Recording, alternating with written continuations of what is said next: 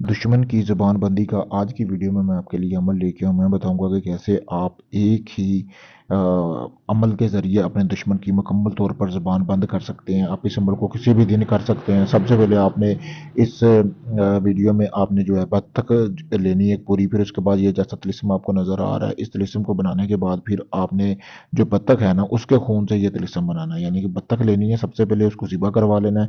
ये तिलिस्म आप दोबारा देख लें तो रोक कर तस्वीर भी ले सकते हैं। फिर आपने बच्चे का खून एक बर्तन में निकाल लेना है।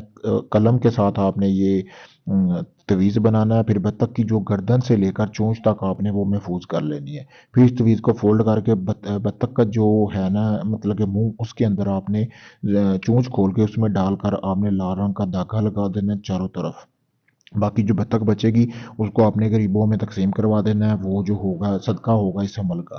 तो आपने चोंच में लगाने के तवीज़ डालने के बाद आपने करना ये है कि उस चोंच को आपने अपने करीबी किसी भी यहूदियों के कब्रिस्तान में दफन कर देना है, या किसी भी कब्रिस्तान में दफन कर दें।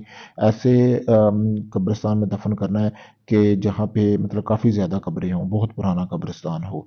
बहुत ही मुजरब तरीन अमल है। अगर आपका दुश्मन आपके साथ गाली गलौज करता है फिर आपने अमल इस करना है, वरना नजायज़ आपने बिल्कुल नहीं बैठ जाना कि ऐसे किसी के साथ थोड़ा बहुत झगड़ा हुआ और आप ये अमल करने बैठ गए, इस तरह आपने बिल्कुल नहीं करना।